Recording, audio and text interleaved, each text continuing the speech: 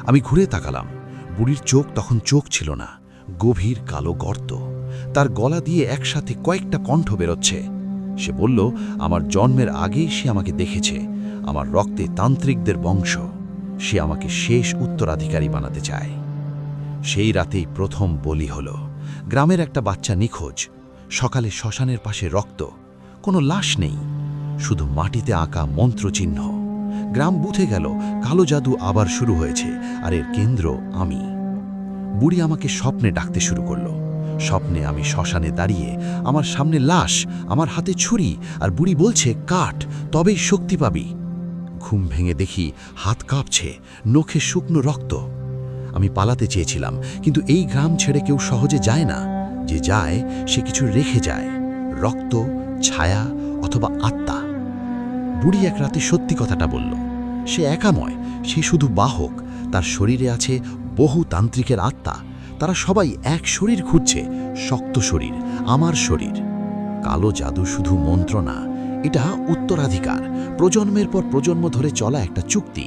আর সেই চুক্তির শেষ নাম আমার। শ্মশানের শেষ আচার শুরু হলো।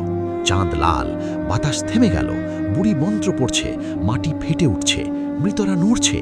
আমি পালাতে পারছি না, আমার শরীর আমার কথা শুনছে না।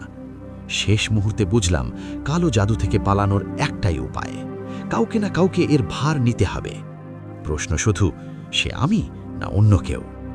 বুড়ি হাসল, তার শরীর ভেঙে পড়ল, কিন্তু তার চোখ আমার ভেতরে ঢুকে গেল। গ্রাম বাঁচল, বুড়ি মরল, আর আমি আয়নার সামনে দাঁড়ালে এখন আর একা দেখি না নিজেকে।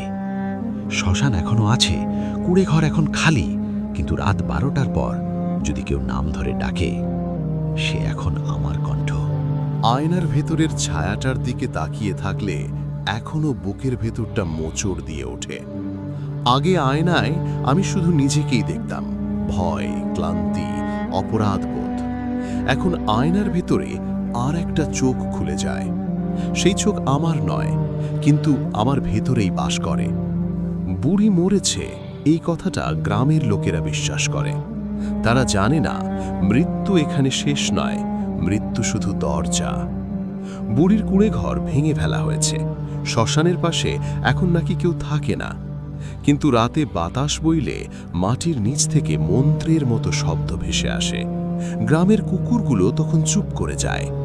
কেউ কেউ বলে, আমি বদলে গেছি, আগে আমার চোখে আলো ছিল, এখন নাকি ছায়া।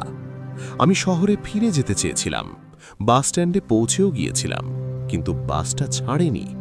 ড্রাইভার বলল, ইঞ্জিন স্টার্ট